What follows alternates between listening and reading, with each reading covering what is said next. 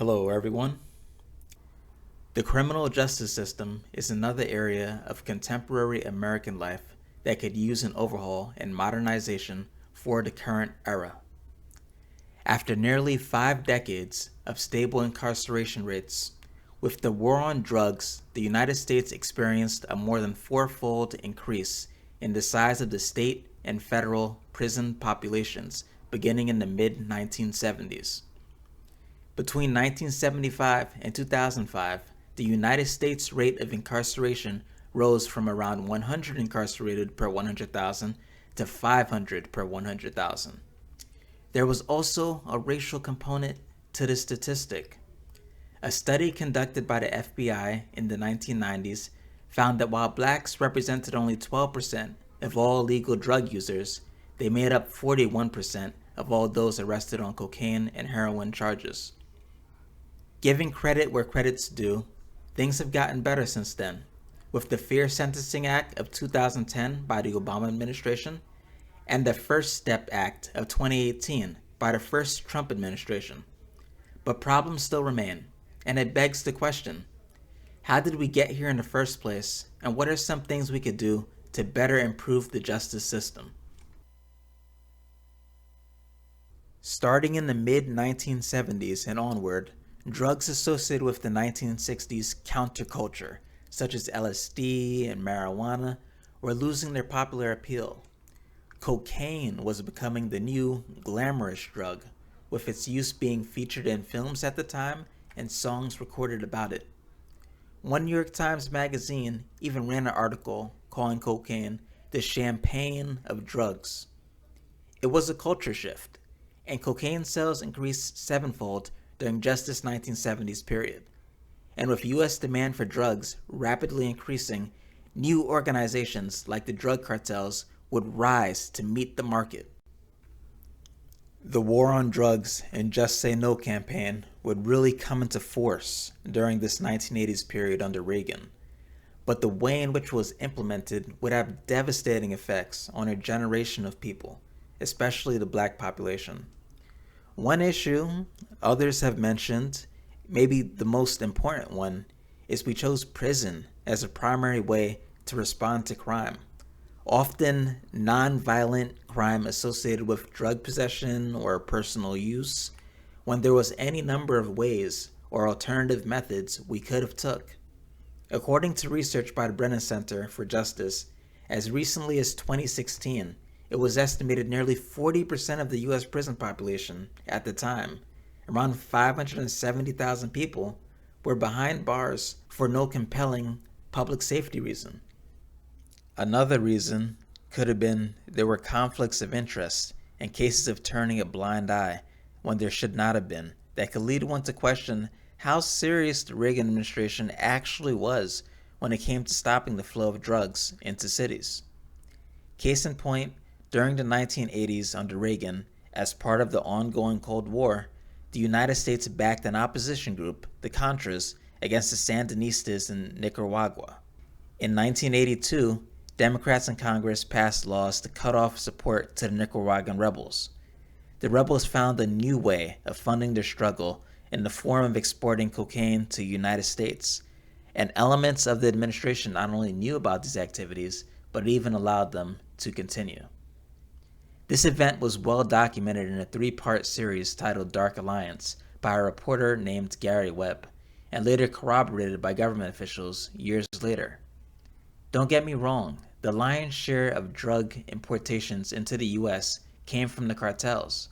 But with case examples like this, you have to wonder how serious the Reagan administration really was about drugs. A third issue, as many already know, was the specific targeting and over-policing of black communities and unequal sentencing laws such as the Anti-Drug Abuse Act of 1986, which instituted the 100-to-1 crack cocaine sentencing ratio and established 5-year minimum sentences for possession, simple, nonviolent possession. And all this coming from a Reagan administration that was on one hand turning a blind eye away from ongoing cocaine operations when it was convenient, while on the other professing you just had to say no. I'm sure there were many other extenuating factors that were messed up, to say the least, when it came to Reagan's drug policy. The aforementioned is just a small picture. But taken all together, the ground was set for a drug war that would be as devastating as it was disproportionate. In 1989, by the end of Reagan's 8-year tenure, over 700,000 people would be incarcerated. 1 in 4 black men, aged 20 to 29, would be either incarcerated, on probation, or on parole. There is a social cost exacted on society by the heavy-handed, tough-on-crime approach we took then and too often take now that reaches beyond just the prisoners themselves and affects the periphery family members, the community, and the taxpayer. In the short term, families that lose a member to the institution have fewer wage earners and are liable to do worse financially. This could be seen in the life of one Charlene Hamilton, whom upon losing the support of her husband went homeless along with her 2 daughters. Even if finances are managed well enough, a Yale sociologist found children are more likely to suffer academically and socially after the incarceration of a parent. Spouses become more prone to depression and other mental or physical problems. On a macro community level, among other things, teenage pregnancy rises alongside county incarceration rates, and taxpayer money that could fund public services like schools, houses, and healthcare is instead diverted to correctional facilities. In addition to all this, because our approach can too often be based on retribution and punishment rather than rehabilitation and reintegration, one can also make the argument our approach does not always make the community safer in the long run. Annually, as much as 35% of the inmate population is subjected to physical violence in some form or another. Naturally, this behavior fosters a culture of violence and fear that internalizes itself within the prisoners. As one Nashville Bar Journal publication put it, the perpetrator becomes emotionally immune to the suffering that he inflicts on his victims. The victim takes note of the disregard with which such behavior is treated and begins to believe that the behavior is tolerated and even accepted. As each one leaves prison, he places a lesser value upon the lives and dignity of others and of himself. The end result? One extensive 2014 study found that 30 to 60% of men in state prisons had post-traumatic stress disorder, compared to just 3 to 6% of the general male population. The United States has a recidivism rate of 70% within 5 years. This means that within 5 years of their release, 70% of prisoners will have reoffended. I don't presume to know what the best type of justice system would be, but surely we could do better than this. From the outside looking in, it can almost seem as though we pay taxes to fund an institution that sends in folks, many of whom are nonviolent offenders, and produces individuals that are more liable to hurt you than they would have been if they had never entered the institution in the first place. Rather than counterproductively focusing on the punishment of offenders, what might things look like if we instead tried to implement some principles of restorative justice that seeks to reintegrate individuals as healthy, productive members of the community? We need only look to some of our European allies to see the results and benefits their modern approach to criminal justice has yielded. Several articles by the New World, UCSF Magazine, and others paint a picture of a restorative justice system. In the 1980s, Norway was sending more and more people to prison. Officers were quick to punish incarcerated individuals for minor infractions, and they'd be kept locked up in cells. According to one article, as one formerly incarcerated Norwegian put it, they just wanted to catch you or punch you down.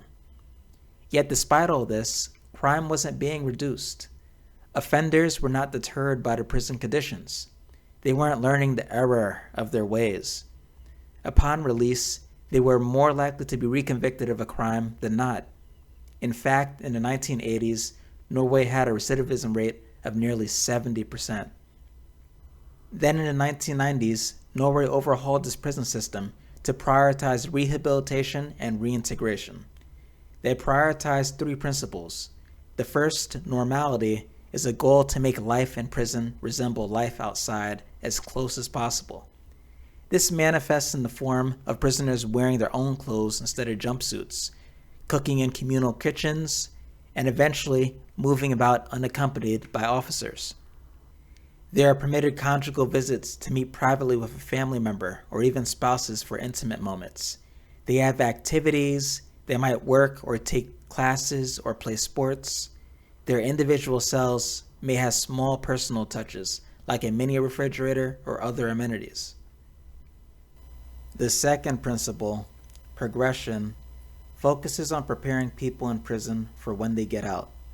As one article put it, to paraphrase, what many prison systems do wrong is we keep people in high security environments, almost to the day that they're to be released.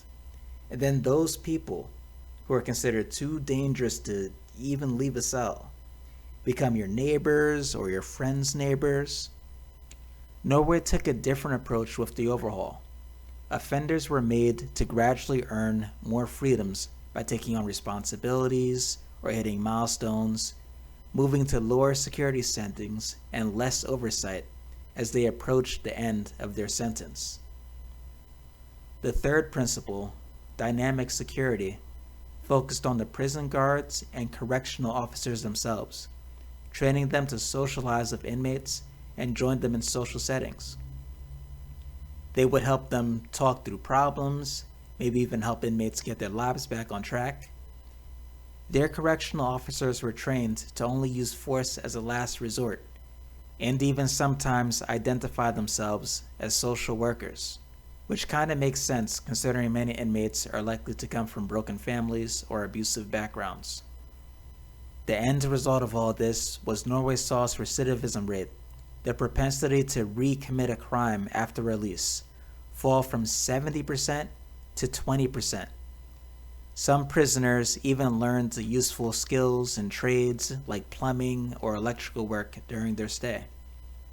And prisoners who were unemployed before prison saw a 40% increase in employment rates after prison. Their prisoners still felt as valued as any other citizen, and they left prison with the skills, confidence, and self-respect to become healthy, contributing members of society. As one Norwegian correctional officer said, if you treat someone like a monster, they'll behave like a monster.